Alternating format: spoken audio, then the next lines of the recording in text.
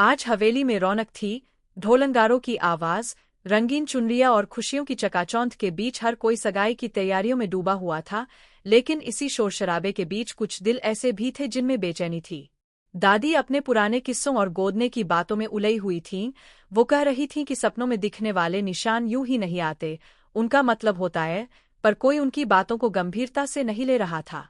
इधर घर की औरतें हल्दी का सामान जुटा रही थीं। कोई कह रहा था जल्दी तैयार हो जाओ, कोई आईने में निशान देखकर संतुष्ट हो रहा था। तभी कहानी में एक ऐसी लड़की दाखिल होती है जिसके कपड़े साधारण हैं, चाल में झिझक है, लेकिन आंखों में आत्मसम्मान की चमक साफ दिखाई देती है। वह अपने काम से आई थी, अपने बनाए हुए जूते देने, जिनमें उसकी मेहनत, उसका हुनर और उसकी जिंदगी बसी हुई थी। मगर अमीरी के घमंड में डूबे लोग उसकी कद्र कहाँ समझते।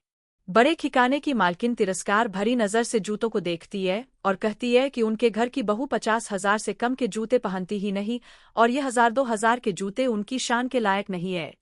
लड़की चुप रहती है, लेकिन जब उसकी कला को ठुकराया जाता है तब वह टूटती नहीं, बल्कि पूरे आत्मविश्वास से कहती है कि अगर कलाकार की कला को यूं ही रौंद दिया जाएगा तो वो कलाकार जाएगा कहाँ। उसकी आवाज में दर्द था, पर शब्दों में सच्चाई। तभी अचानक माहौल बदल जाता है।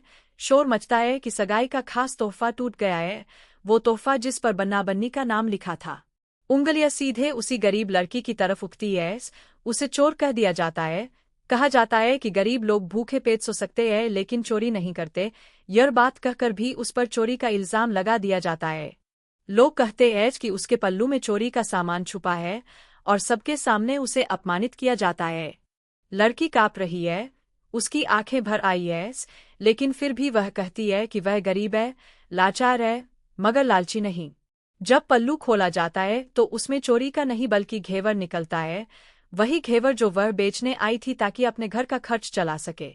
उस पल सन्नाटा छा जाता है, सारे आरोप हवा हो जाते हैं, मगर जो जुख्म उसकी इज्जत पर लगे वो कोई नहीं देखता। अमीर लोग चुप हो जाते हैं, लेकिन माफी के शब्द